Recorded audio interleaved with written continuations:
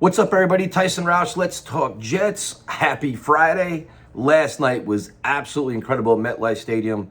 But before we get started, I just want to say thank you to everybody that came to the brewery to support Fireman Ed's Beer and the cause that he's supporting. Also, that came to our tailgate and just stopped by and said hi or talked to us in the stadium. It's really cool to meet people from the chat and our callers, so definitely appreciate it. 3 games in 11 days against the division rival, and this was a must-win game for the Jets. And you're curious to see how they're going to come out. Will they come out fast and furious? Will they come out sluggish? Whatever.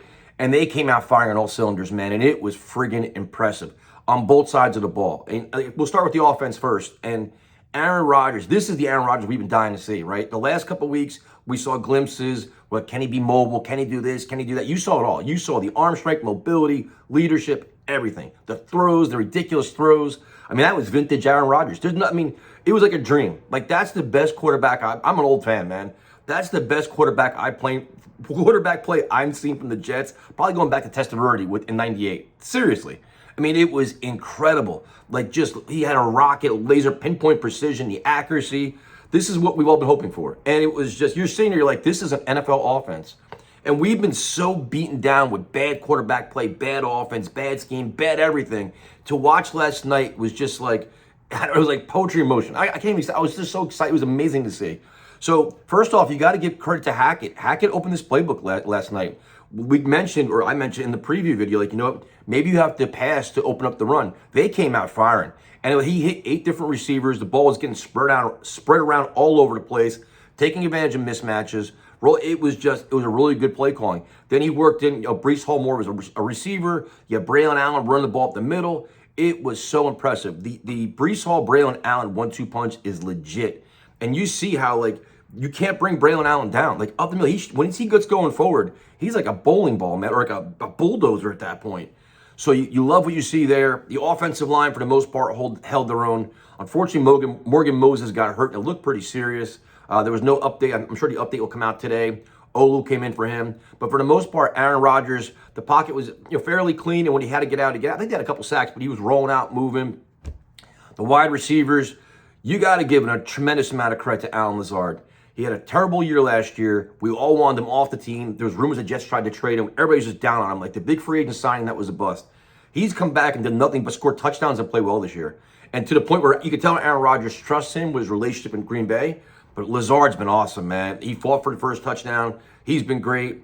Garrett Wilson, touchdown. And you could see, like, it seemed like Garrett and Aaron Rodgers were a little bit off last night, like just a tick off.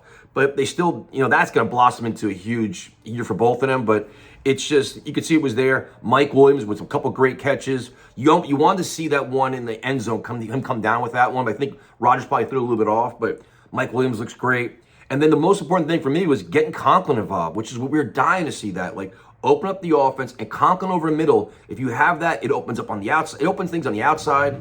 You saw Gibson contribute, which was great. So the offense was rolling. I think they had 400 yards, and it was just so much fun to watch. And it wasn't predictable. We always joke on the streams, like, you watch it and you can call the plays. They dialed it up last night, and it was like, beat up this team like that, like the aggressive mindset. I loved it. Sometimes with solid teams, they're conservative, or they're kind of sleepwalking. When you have an Aaron Rodgers, take those chances and do it, and they did, and it was great. The one thing, the one thing that still bothers me is the delay games. I don't understand it, and their wasting of the timeouts will drive you absolutely insane, especially in the second half of this game. And right now you're getting away with it in a blowout victory. Nobody's going to talk about it. It happened last week as well. At some point, this is going to come back and bite you in the ass. It is. The other thing that's going to bite you in the ass is these penalties, the personal fouls and penalties. It's again, when you win games, nobody talks about it. But when closer games against better teams, you got to clean up these personal fouls. You have to. It's a must. Defensively, the Jets took advantage of a beat-up offensive line and a young offense. And this is what you want to see from them. Flex your muscles. Like, going into the game, that should have been your mindset. And I give Ulbrich and solid credit. They blitzed. They sent, Chuck Clark had a huge game where we wrote him off last week. I thought he was terrible last week. He had what? He had the strip fumble. He had the sack. He had impact plays all over the place.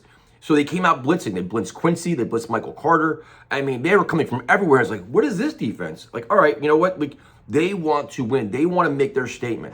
And I don't mind all the noise outside here. But the other thing, too, is you saw after the sacks, all honoring Jermaine Johnson, like that team unity was awesome as well. Quinn Williams with a big game, but they just got after him, man. I think they only gave up, 140 yards or whatever it was. They didn't give up a lot of yards, 7 sacks. It was just swarming, flying around, and it was great. It was like an overall good team effort here. I know Zerline missed a kick, which is starting to become a little bit concerning, but just you're happy, man. You're happy to be 2-1 after 3 games. You get a little mini bye. You got Denver in 10 days, and now you're starting to see the big picture here. Like, all right, this team is getting better each week, and you're enjoying it. And you're not enjoying it. You're seeing the progress. You're seeing the development. You're seeing the cohesiveness here. They're relatively healthy, minus Morgan Moses getting hurt, and now it's just enjoy it, right? Like, I don't know. I got sidetracked by the noise outside, so now I'm getting all flustered. But overall, I'm excited. I can't wait to see what happens next, and I'll talk to you guys later.